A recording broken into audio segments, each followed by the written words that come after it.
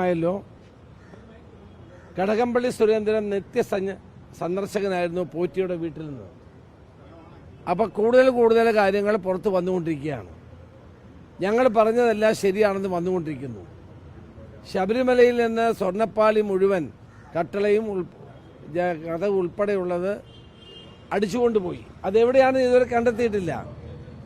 ആളുകളെ അറസ്റ്റ് ചെയ്യുന്നത് മാത്രമല്ലോ പ്രശ്നം. തൊണ്ടി മുതൽ എവിടെ? ഈ സ്വർണം എവിടെ?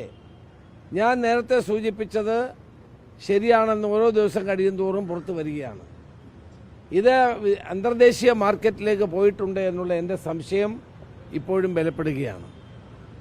ഇത് ആൻറ്റിക്സായി വൻതോതിൽ പണം വാങ്ങി ഇത് വിദേശത്തേക്ക് കടത്തിയെന്നുള്ള ആരോപണം സത്യമായിക്കൊണ്ടിരിക്കുന്ന സന്ദർഭമാണ്.